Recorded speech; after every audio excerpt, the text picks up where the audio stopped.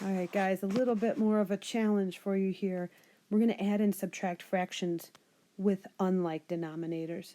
It's been super easy earlier in the week when they had like denominators, when all the denominators were the same number. That's really simple, but I want to show you what a 5th grade math problem would look like when you have unlike denominators. So for this first problem, excuse me, we're going to do 1/4 plus 1/2. Now you cannot add those as they are. You have to have a common denominator. So I'm going to reset up the problem right underneath it here. I've got the fraction bars all set up. I have to put these fractions into other fractions that are equivalent. We've done some equivalent fraction work at the beginning of break that have the same denominator. So first things first, I look at the 4 and the 2. What's a number that both 4 and 2 can go into evenly with no remainder? And they both go into the number 4. And notice I'm going to write that all the way through. 4, 4, 4, because I know that denominator stays the same all the way through the problem. This fraction, 1/4, I haven't changed. I have the same denominator, so I'm keeping that numerator the same. It's the second fraction I had to change. I'm changing 1/2 into fourths, but they have to be equivalent fractions. So I'm going to go back to this problem that we did way back at the beginning of this break here. How do you make 1/2 equivalent to a fraction that has fourths as a denominator? Well, I'm just going to give you a reminder. You see what they're doing to the denominator, and they're multiplying it by 2 to make that 4.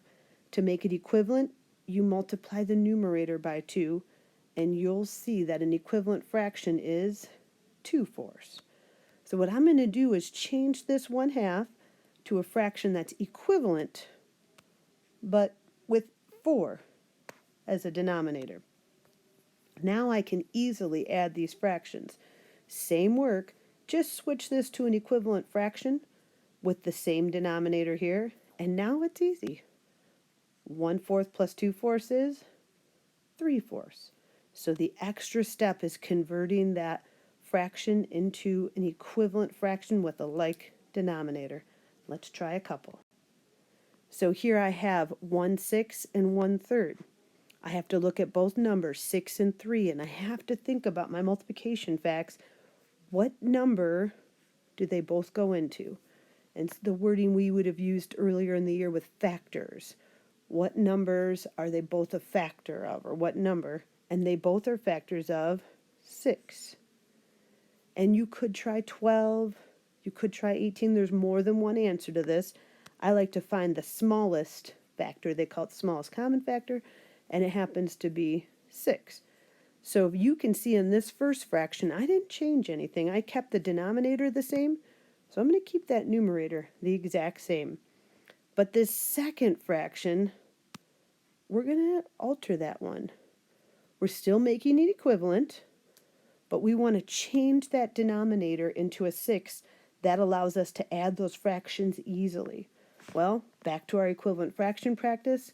What am I doing to that 3 to make it a 6? I'm multiplying it by 2. That's what I have to do with the numerator. And to make it equivalent, I'd have to call it 2/6. So I just took that 1/3, found a fraction equivalent to that with a 6 in the denominator, and it's equivalent to 2/6. Now it's a simple addition problem, and 1/6 plus 2/6 is 3/6. Here's another one. We've got 10 and 5. I've got to think of a number that they both go into. They both go into 10. So I'm going to change all those to a common denominator. That first fraction I didn't change at all. But that second fraction, I'm taking that 4/5 and making a fraction equivalent to it in tenths. And I know 5 times 2 is 10, so I do 4 times 2, which is 8. And then it becomes an equivalent fraction, but with the same denominator, and I can do 1/10 plus 8 tenths is 9 tenths. Let's skip ahead here to a subtraction problem. Let's go to a subtraction problem. Let's look at 3/10 minus 1/5. Same idea, except for I'm not adding those fractions together. I'm altering these so I have a common denominator, but I'm subtracting those. So I've got the numbers 10 and 5 again. I know both 10 and 5 can go into the denominator of 10. I can tell by this first fraction I didn't change the denominator at all, so I'm going to leave that numerator 3/10. But this second fraction, this 1/5, I'm altering it, I'm changing it, making it equivalent still, but I'm changing it up, and I'm taking them both times 2 to make that equivalent fraction of 2/10. And 3/10 minus 2/10 is 1/10. So same idea as the addition. Make that common denominator, switch a fraction so it has a common denominator, and then simply add or subtract. That's the easy part. Let's look at one more here. I've got 1/2 minus 3/8. I don't have common denominators, so I've got the numbers 2 and 8.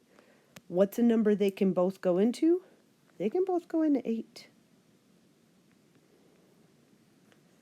2 goes in there 4 times, 8 goes in there 1 time.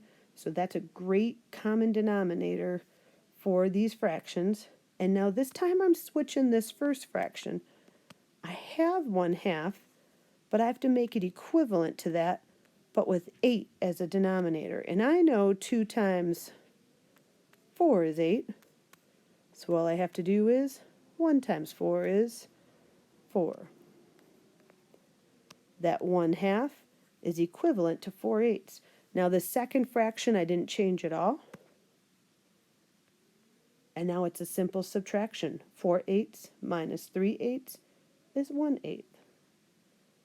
Give this challenge a try. See what you think.